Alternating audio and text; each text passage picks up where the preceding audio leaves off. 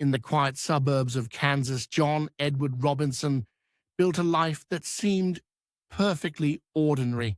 He was a father, a husband, and a respected member of his church. To neighbors, he appeared successful, the kind of man who had achieved the American dream. But behind the carefully constructed facade, Robinson had been planning crimes that stretched across years.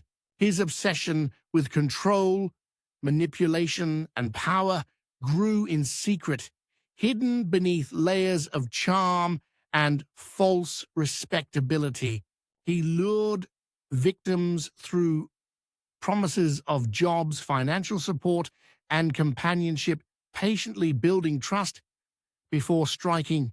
Each disappearance seemed isolated at first, but investigators eventually uncovered a chilling pattern of abduction, fraud, and murder. The shocking truth revealed a man who spent years orchestrating crimes in meticulous detail, deceiving family, friends, and law enforcement alike. When police finally raided his property, they discovered bodies sealed in barrels, silent witnesses to crimes plotted long before they were carried out. His arrest shattered the illusion he had carefully maintained, leaving behind a community stunned at how someone so familiar could live such a double life. Even now, Robinson's story is remembered as a haunting example of patience and precision twisted into evil, forcing us to wonder how many others might hide years of planning behind the masks they wear every day. In the small town of Alpine, Texas, life was simple, quiet, and slow. That quiet was shattered when police discovered the long-running scheme of Diane Zamora and David Graham, a seemingly perfect young couple. Their story began in high school when ambition and obsession bound them together. She dreamed of becoming a naval officer, he a decorated Air Force pilot. Their romance seemed unshakable, but beneath it lay an all-consuming jealousy. When Graham admitted to a brief fling with another girl, Diane's rage sparked a plan that took shape over months. The couple decided the girl had to die. They rehearsed, strategized, and waited for the perfect opportunity. On a cold December night, the plan was executed. Graham lured the victim out, while Zamora waited, seething with vengeance. The brutality of the murder revealed just how far their obsession had driven them. For investigators, the unraveling of the crime revealed chilling details, the diary entries, whispered confessions, and the months of premeditation that went into the killing. Their eventual trial left the public horrified, not only by the crime itself, but by how two promising young lives had devoted so much time to carefully plotting destruction. The aftermath was a stark reminder that the seeds of violence can be nurtured quietly over years, disguised by ambition and love. In Los Angeles, a mother's fierce devotion to her daughter's future turned into one of the most infamous crimes of the 20th century. Wanda Holloway had long been obsessed with her daughter's cheerleading success. In her world, the title of cheerleader wasn't just a teenage achievement, it was a golden ticket to popularity, status, and opportunity. For years, Holloway stewed in resentment toward another family whose daughter stood in her child's way. She fantasized about removing the obstacle, and over time, her fantasies grew into a plan. Holloway attempted to hire a hitman, believing that eliminating her daughter's rival would clear the path for victory. She met secretly, negotiated prices, and detailed her reasoning with cold precision. The plan unraveled when the supposed hitman revealed himself as a police informant. In court, Jurors heard recordings of Holloway's calm voice as she described how the rival's death would secure her daughter's future. The case shocked the nation not only because of its bizarre motive, but also because of how long Holloway had quietly nurtured her desire. Her prison sentence brought an end to her schemes, but the memory of her chilling patience still lingers. In rural Pennsylvania, George Feigley built what seemed to be a spiritual movement, but was in truth a years-long scheme of manipulation and crime. To outsiders, he posed as a religious leader, someone who had devoted his life to faith and purity. Behind closed doors, he spent years grooming followers, weaving a cult-like environment in which his every command was obeyed. He preached strange doctrines that granted him disturbing control, especially over children. His crimes were not crimes of impulse. They were carefully structured, planned with sermons, rituals, and a calculated process of indoctrination. When authorities finally intervened, they uncovered years of abuse disguised as devotion. Feigley's followers had been so conditioned that even after his imprisonment, some still tried to help him escape, revealing how deeply his manipulations had been planted. His legacy is one of patient cruelty, demonstrating how crimes can be plotted not in days or weeks, but over entire lifetimes of preparation. On Wall Street, Bernie Madoff became synonymous with wealth, success, and trust. Investors flocked to him, believing in his unmatched ability to generate consistent returns. For decades, Madoff carefully maintained the illusion, creating one of the most elaborate Ponzi schemes in history. His crimes were not sudden. They were meticulously built year after year, layer upon layer of deception. He forged documents, fabricated numbers, and reassured clients with a calm confidence that never wavered. The fraud continued for decades, consuming the savings of charities, families, and retirees. When the scheme finally collapsed during the financial crisis of 2008, the devastation was immediate and global. Entire lives had been destroyed by a crime that had been plotted over years of deliberate deceit. The reflection left behind is chilling, not because of sudden violence, but because of how patience, charm, and careful planning can be weaponized to ruin countless lives. In the Midwest, Larry Eiler became known as the Highway Killer, but few realized how long he had been planning his crimes. Eiler targeted young men and boys, often hitchhikers or those on the fringes of society. Over years, he honed his method, offering rides, building false trust, and then attacking with ruthless precision. Each killing followed a grim ritual that had been perfected over time. Investigators pieced together his trail, uncovering a years-long pattern that stretched across multiple states. Eiler's patience, his ability to move between jurisdictions, and his calculated approach delayed justice for far too long. When he was finally caught, the true scope of his planning became horrifyingly clear. His victims' families were left with decades of grief, their loved ones stolen by a man whose crimes were anything but impulsive.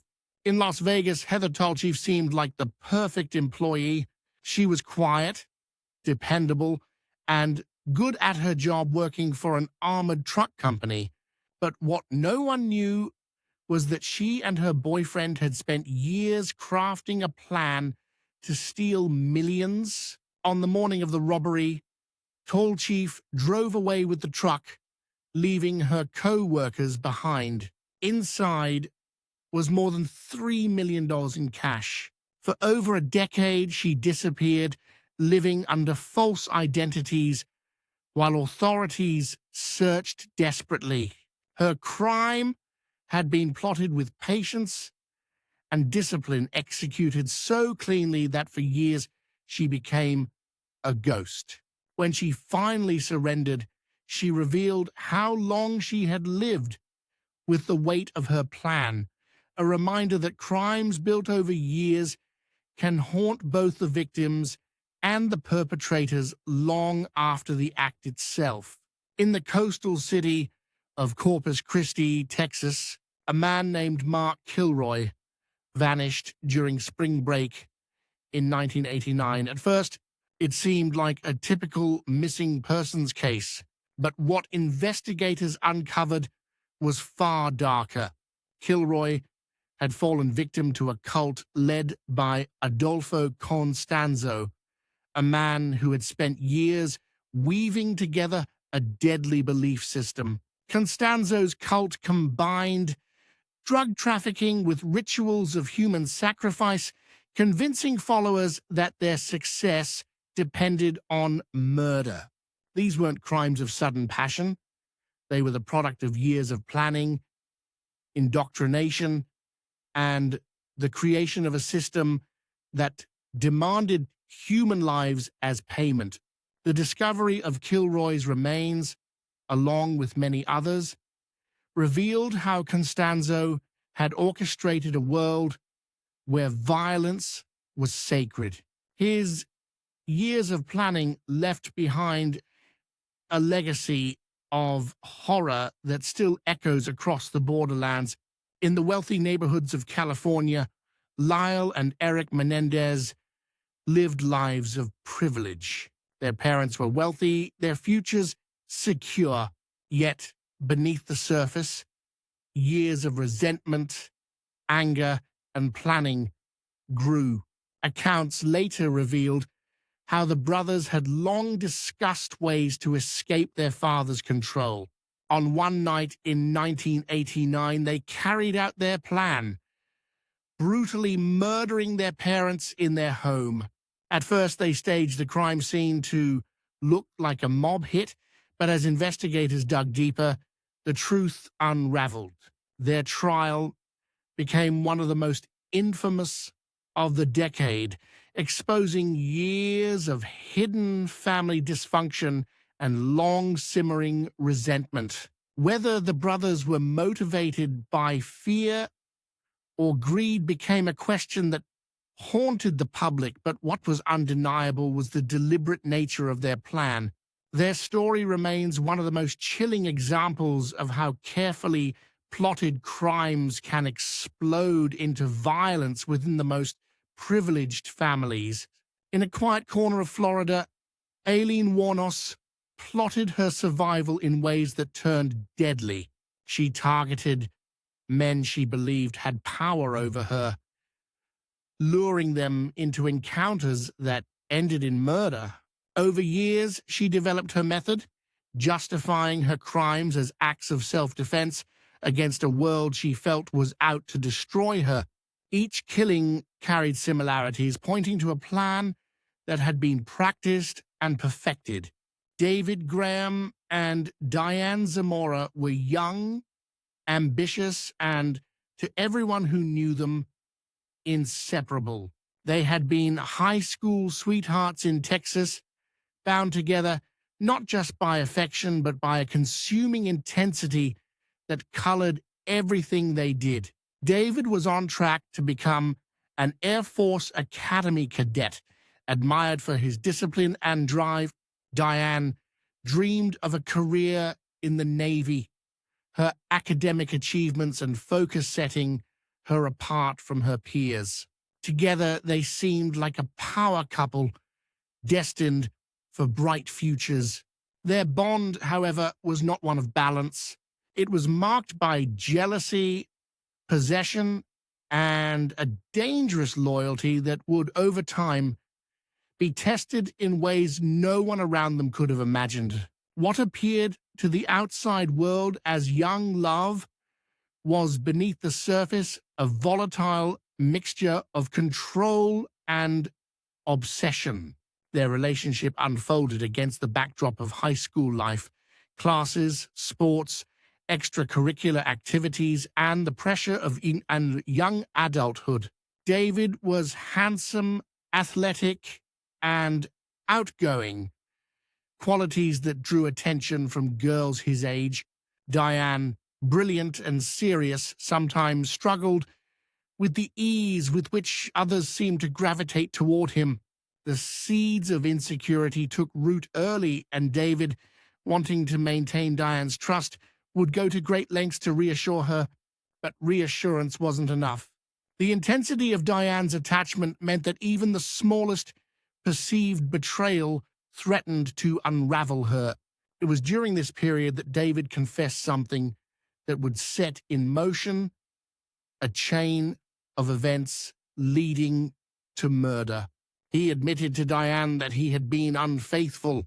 It wasn't a long relationship or even a deep one.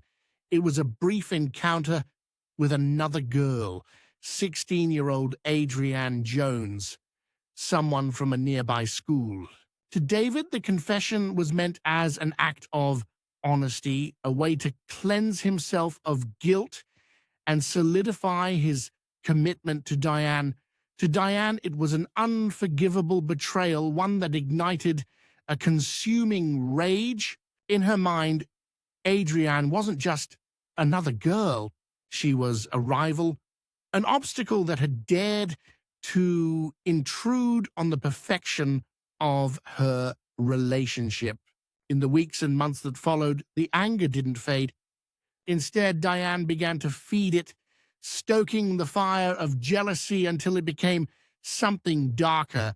Conversations with David turned toward revenge. Slowly, carefully, the idea of eliminating Adrienne began to take form. It wasn't just an impulsive fantasy, it became a plan, rehearsed and refined over time. Diane told David that Adrienne's very existence threatened their future, that only by removing her could their bond remain unbreakable. And David, under the spell of Diane's intensity and his own guilt, agreed. Together they began plotting a murder. The plan unfolded over weeks. Diane pressed the issue relentlessly, demanding that David prove his devotion by carrying it out. They discussed how they would lure Adrienne when the best opportunity would arise, and how Diane herself would be involved. Every detail mattered.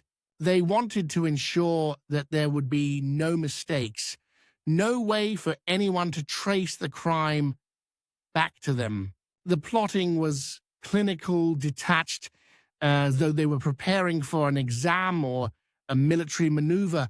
It was in this meticulous planning that the full scope of their obsession revealed itself. On the night of December 4th, 1995, the plan was set into motion.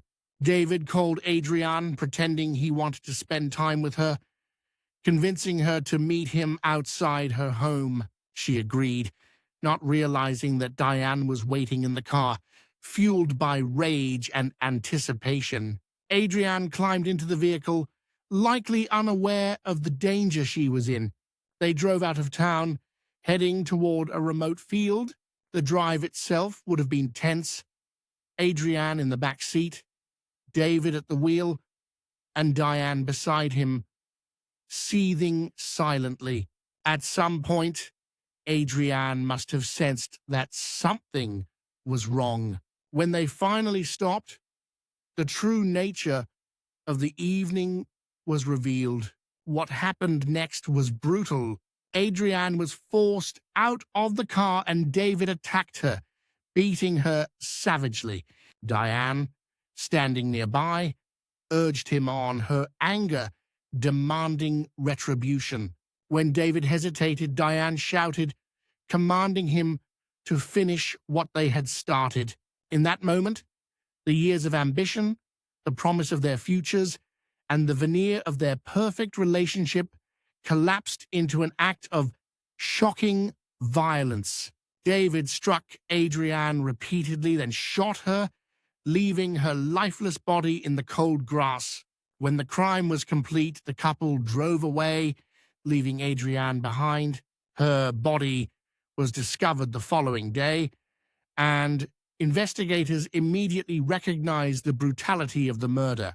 At first, they struggled to find leads. Adrienne had been a popular, well-liked teenager with no known enemies. The randomness of the attack made it difficult to piece together, but as detectives worked, whispers began to emerge. Friends of Diane and David recalled conversations, strange remarks, and hints that something darker lurked beneath their polished exteriors. Over time, the truth began to surface.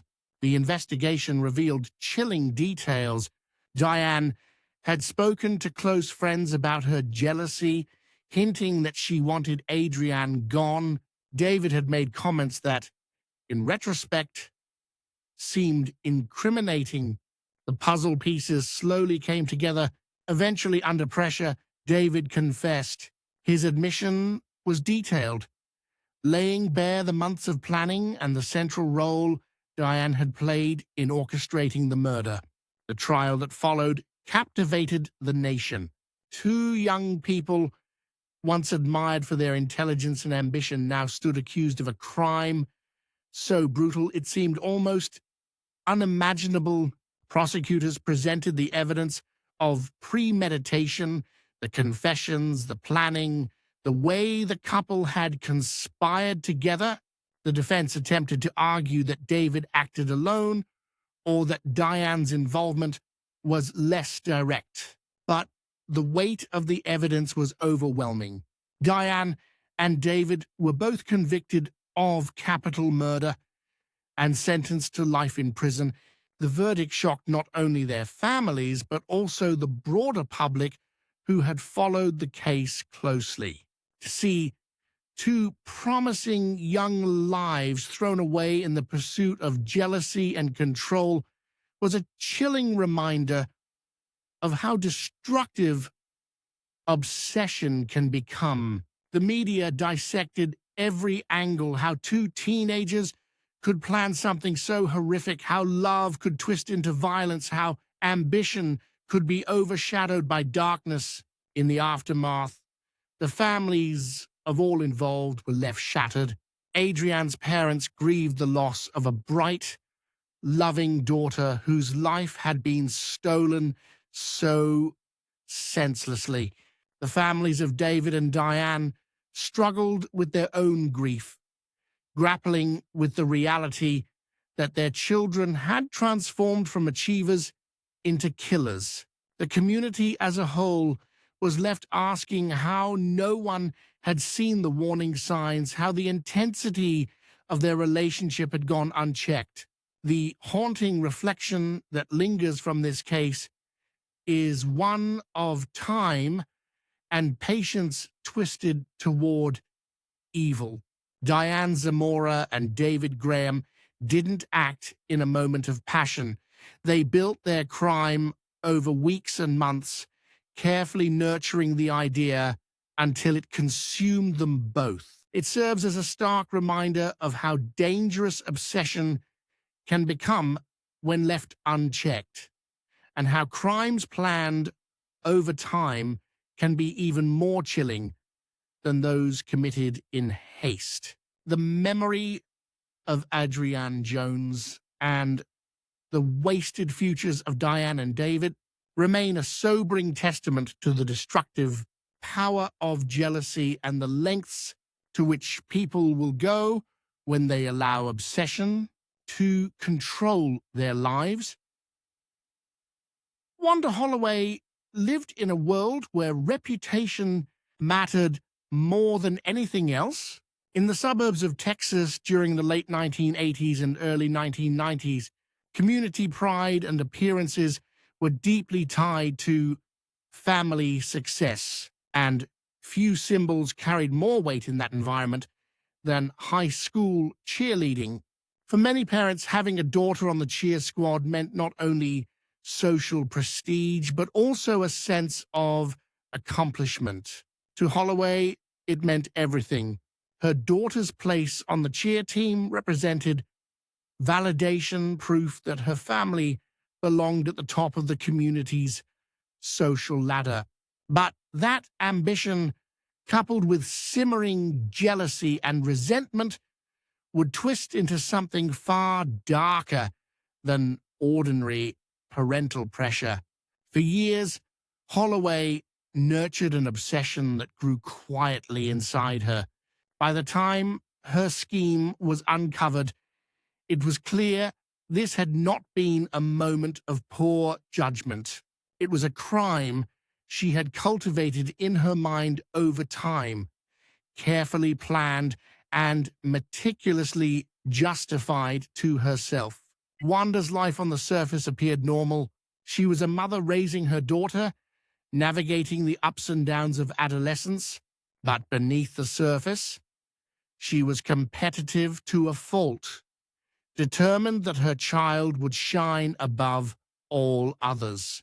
In her eyes, another girl stood directly in the way, the daughter of a neighbor, whose cheerleading success symbolized everything Wanda's daughter had been denied. The rivalry simmered for years. Each time the other girl's achievements were announced, each time Wanda saw her performing at games, the resentment grew deeper. To Wanda, it was not just about the sport. It was about status, recognition, and pride. She began to fantasize about removing the obstacle. At first, it was daydreams, the quiet thoughts of someone unable to accept defeat. But over time, those thoughts became more detailed, more structured. Wanda began considering real possibilities. She believed that if the rival were gone, her daughter's path would be clear. The cheerleading squad would open up, and the social hierarchy of their school would finally tilt in her favor. This was not something she admitted openly, of course. Instead, she harbored the idea in silence, letting it take root until it seemed logical, even necessary. The plan was audacious. She would hire someone to kill her daughter's competition. To most people, the thought of such a scheme would be unthinkable, but to Wanda, who had allowed jealousy to consume her perspective, it became a viable solution. She began reaching out discreetly, asking questions, testing the waters with those she believed might help. It was during these conversations that she crossed a line she could never return from. By putting her plan into words, she transformed fantasy into reality. Her search for a hitman led her to someone she thought she could trust. She explained her reasoning calmly, almost matter-of-factly, as though she were discussing a business transaction rather than the life of a teenager. She negotiated prices, asking about logistics, and spoke about her daughter's future as though it justified the destruction of another family. She even expressed a preference for how the crime should be carried out, demonstrating the level of detail she had imagined over time. Every part of her demeanor suggested she had rehearsed these conversations in her head for months, if not years. What Wanda did not realize was that the man she had approached was not a contract killer at all, but a police informant.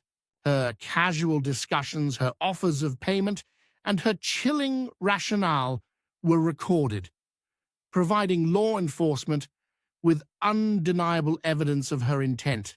When she was arrested, the community was stunned. This was not a crime of passion or desperation. It was the calculated plotting of a woman who had allowed her envy to fester for years. The tapes revealed her cold determination, the way she spoke about murder, as if it were merely a means to an end. The trial captured national attention. People were fascinated and horrified by the idea of a mother willing to orchestrate a killing to advance her child's social standing. Prosecutors presented the recordings, playing Wanda's voice for the jury. In one chilling excerpt, she calmly explained how the rival's absence would clear the path for her daughter. The defense tried to argue entrapment, suggesting that Wanda had been manipulated into going further than she intended. But the evidence was overwhelming. Her words, her planning, and the persistence with which she pursued the scheme left little doubt about her intentions. The jury found her guilty, and Wanda Holloway was sentenced to prison. Her conviction was a sobering reminder that crimes are not always born in moments of anger. Sometimes they grow quietly in the mind, nourished by envy and resentment until they become something unrecognizable. In Wanda's case, the crime was not only the plotting of a murder, but also the corruption of a role meant to nurture and protect. She had transformed motherhood into a weapon, using her daughter's ambitions as justification for violence. In the aftermath, the community wrestled with disbelief. Parents who had once cheered alongside Wanda in the stands now distanced themselves, appalled at how far she had been willing to go. Her daughter, caught in the middle of the scandal, had to live with the knowledge that her mother had nearly destroyed another family for her sake. The rival's family, meanwhile, endured the trauma of learning that they had been targets in a scheme so bizarre and yet so deadly serious. As time passed, the story became a cultural touchstone, a chilling example of how obsession with status and success can warp human judgment. It was referenced in television dramas, books, and news specials, each retelling emphasizing the absurdity and horror of the crime. But at its core, it remained a story of patience turned poisonous. Wanda Holloway had spent years quietly feeding her resentment, and when the opportunity arose, she acted on it with chilling calm. The haunting reflection left behind is one that lingers far beyond Texas. How does ambition turn into obsession? At what point does a parent's desire for their child's success cross into something destructive? In Wanda's case, the line was crossed when she chose to plan over years a crime that would have left a young girl dead and two families shattered. Her story forces us to confront the uncomfortable reality that sometimes the darkest crimes are not impulsive explosions of violence, but carefully nurtured schemes born of envy, waiting patiently for their moment to strike. George Feigley grew up in Pennsylvania, far from the spotlight of national news. He seemed to those who knew him in his early years like any other young man from the region, quiet, intelligent, and unassuming.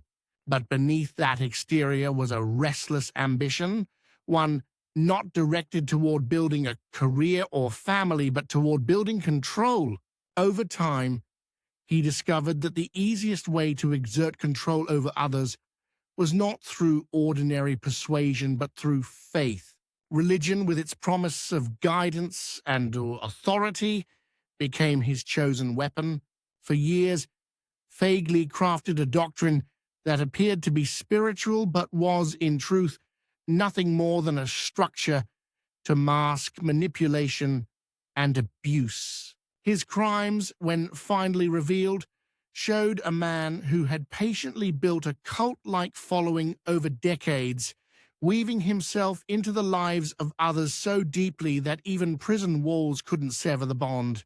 The seeds of Feigley's crimes were planted in the 1970s when he founded what he called the Neo-American Church in Harrisburg. To outsiders, it seemed to borrow from countercultural ideas of the time: freedom, alternative lifestyles, and spiritual awakening. But beneath the surface, his teachings were designed to bend followers to his will. He created a belief system that placed him at the center, elevating himself as a spiritual leader with special knowledge. Over years, he refined his sermons, tailoring them to vulnerable people searching for meaning or direction. His ability to cloak abuse in the language of faith made him not only persuasive, but dangerous. What made Feigley's crimes particularly chilling was their methodical nature. He did not act impulsively. He built a system.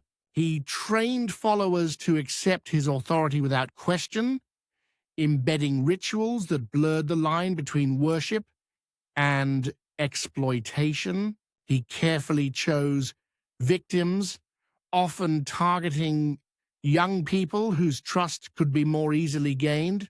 By presenting himself as a man of God, he lowered defenses, making it nearly impossible for those around him to recognize the danger until it was too late. Each sermon, each gathering, was another step in a long-term plan to secure obedience. Eventually, his actions drew the attention of law enforcement.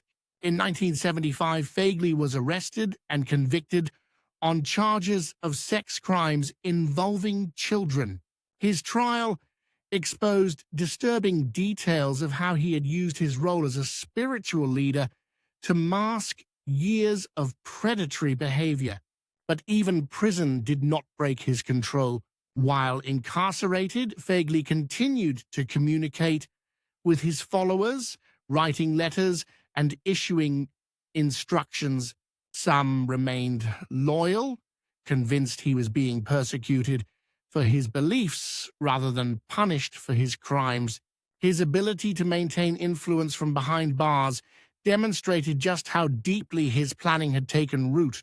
In 1976, he attempted to escape from prison, an act that further cemented his notoriety. Though the escape failed, it underscored his relentless determination.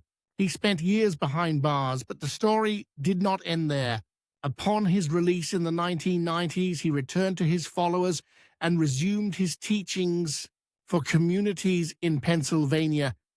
The revelation that he had rejoined society was deeply unsettling. Parents feared for their children, and law enforcement monitored his activities closely.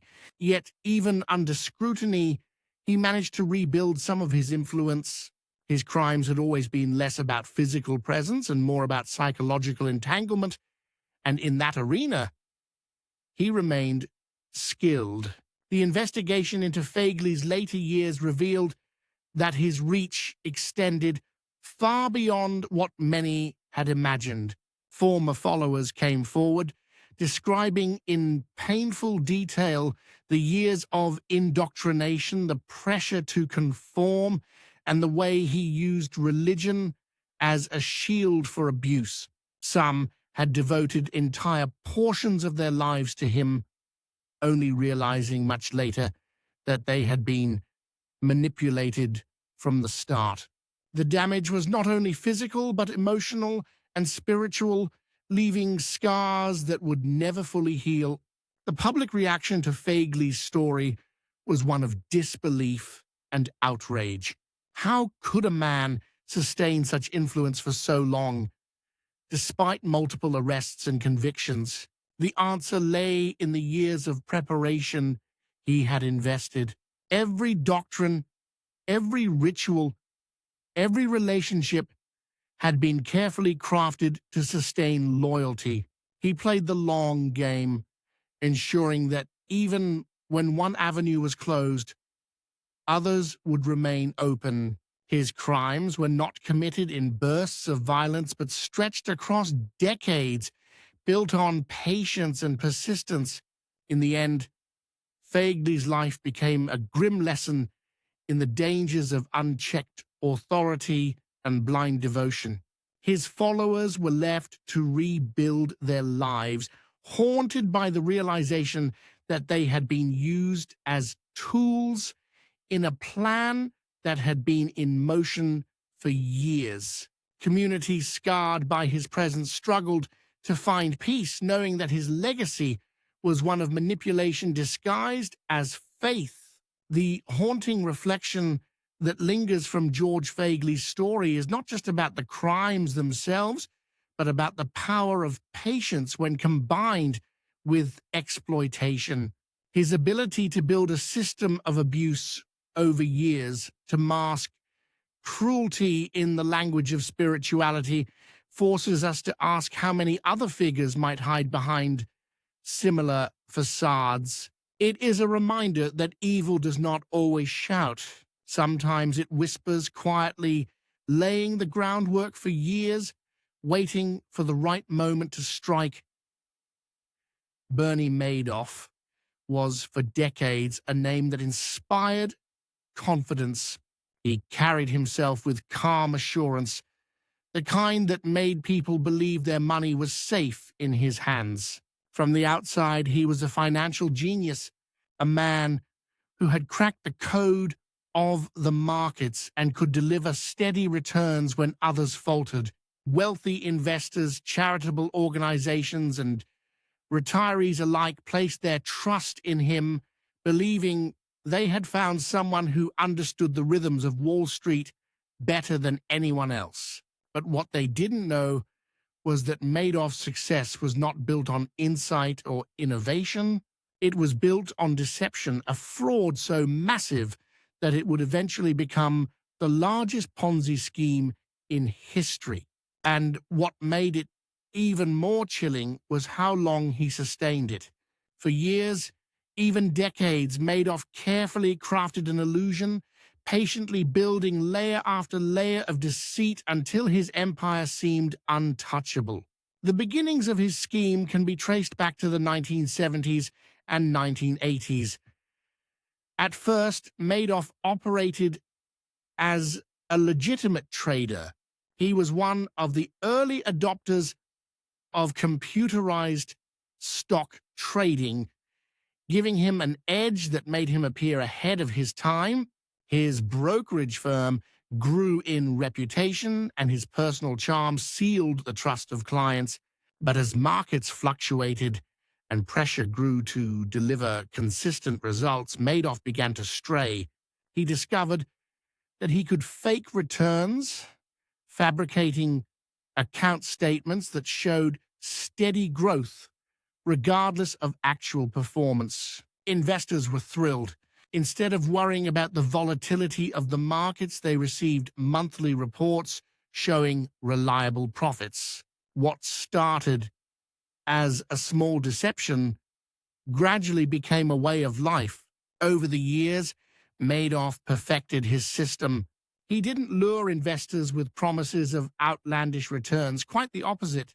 His results appeared modest, believable, steady in a way that reassured cautious clients. The genius of his scheme lay in its plausibility. Month after month, year after year, he provided statements that seemed consistent, avoiding the highs and lows that would raise suspicion. Behind the scenes, however, no real trading was taking place.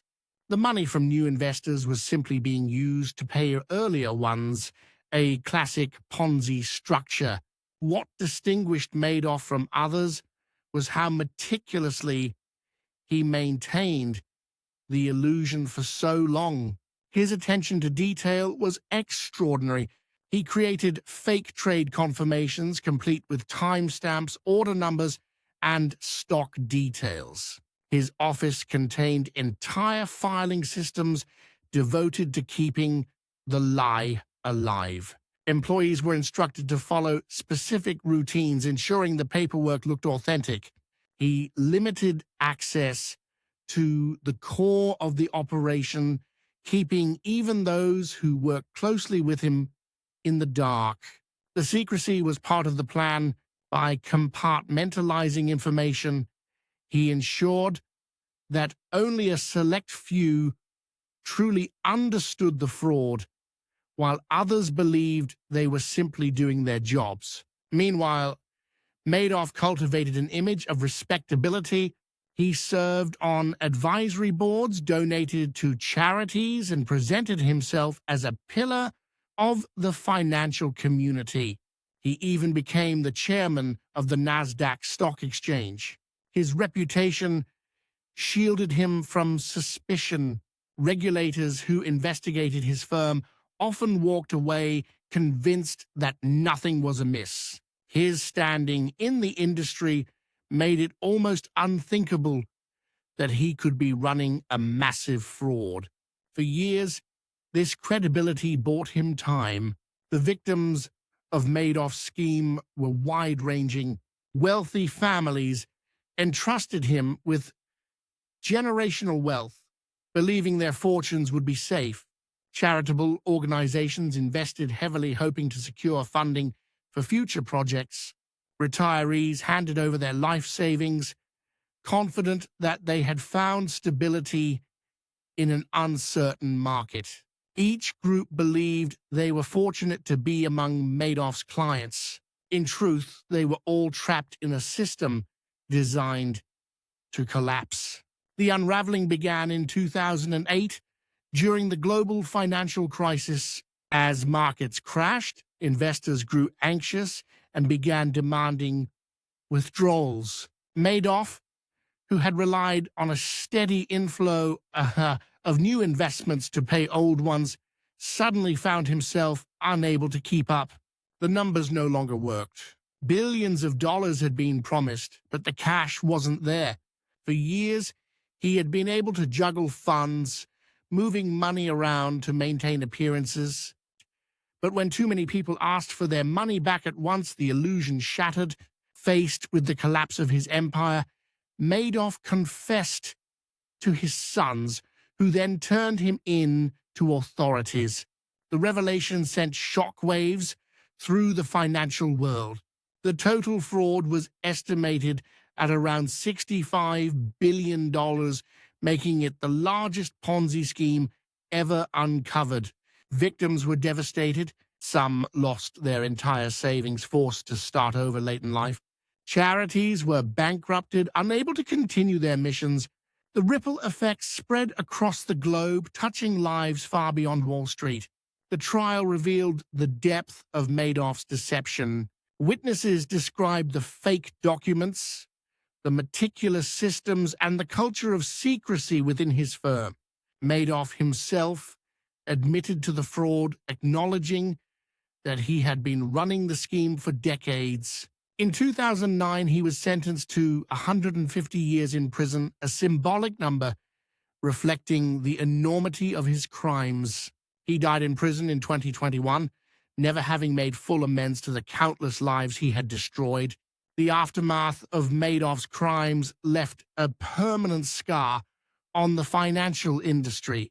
Regulators were criticized for failing to detect the fraud sooner, despite repeated warnings from whistleblowers who had raised concerns.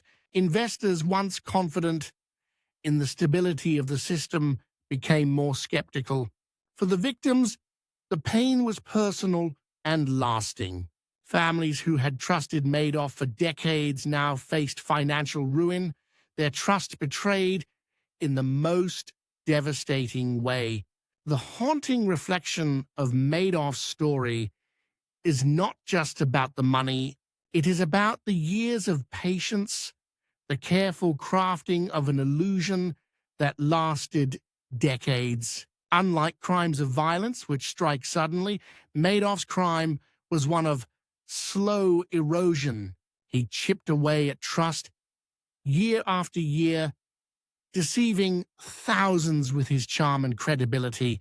His case forces us to confront the uncomfortable truth that sometimes the most dangerous criminals are not those who act in moments of rage, but those who build their crimes slowly, patiently, until the lie is indistinguishable from reality.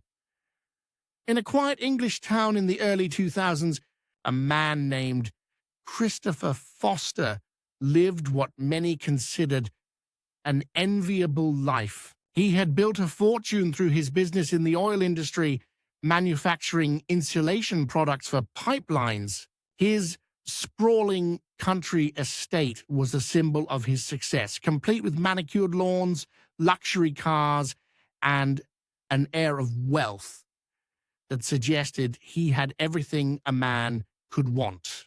To neighbors, Foster was a proud husband and father, a man who loved his wife, Jill, and their daughter, Kirsty. But beneath that image was a secret he kept hidden for years.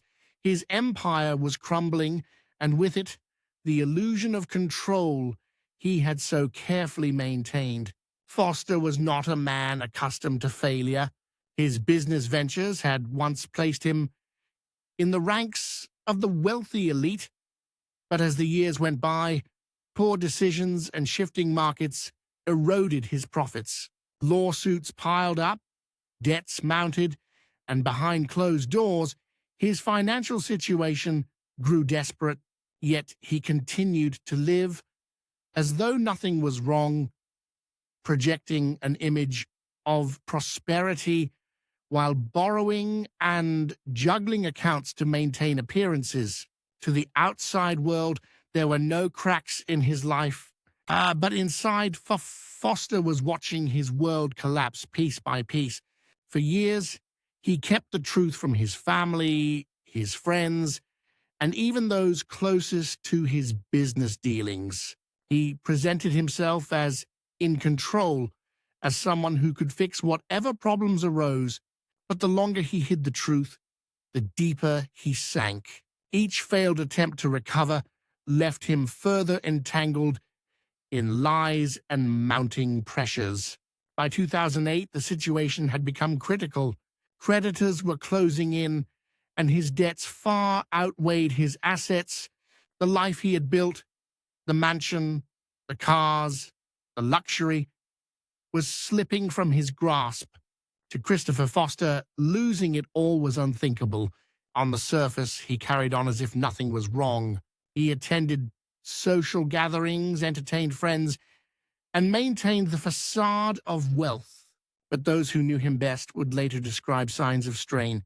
He appeared more withdrawn, more controlling, as though the pressure of maintaining his secret was crushing him from the inside. And all the while, he was quietly planning. On the evening of August 25th, 2008, Christopher, his wife Jill, and their daughter Kirsty returned home from a friend's party. They appeared relaxed, smiling as they walked through the doors of their grand home. Nothing seemed unusual, but hours later, under the cover of night, Foster put his plan into motion. At some point in the early morning hours, he shot his wife and daughter as they slept, ensuring they would never awaken. Then he set about destroying the life he could no longer maintain. He poured fuel throughout the house and its outbuildings, igniting a fire that would consume everything. He also killed the family's horses and pets, as if determined that nothing of their world would survive him. Finally, as the flames roared through the estate, Foster took his own life. By dawn, the once imposing mansion was reduced to smoldering ruins. Firefighters arriving on the scene could do little but watch the inferno rage. As the smoke cleared, the truth emerged. The bodies of Christopher, Jill, and Kirsty were found within the remains of the home. The family's fortune, their status, their very existence had been wiped out in a single night of destruction. The investigation that followed revealed the depths of Foster's financial ruin. He was drowning in millions of pounds of debt, with lawsuits pending and bankruptcy inevitable. The grand life he had built was nothing more than a house of cards, and he had decided that if it fell, it would fall with him. Friends and neighbors were horrified. Many had seen him just hours earlier at the party, smiling and laughing, giving no hint of the devastation he was about to unleash. The contrast between the man they thought they knew and the actions he took was almost impossible to comprehend. The case gripped the nation. Headlines detailed the shocking story of a man who chose annihilation over humiliation, raising questions about pride, secrecy, and the lengths some will go to preserve appearances. Analysts debated whether his actions were driven by desperation, narcissism, or an inability to accept failure. What became clear, however, was that his crime had been years in the making. The financial lies, the hidden debts, the refusal to seek help, all of it had built toward that one final night. The aftermath left scars on the community.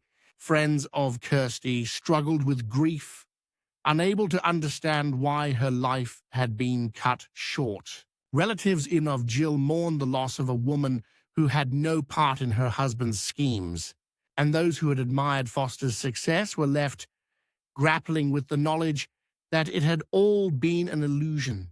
His decision to erase his family along with himself ensured that no one could simply move on.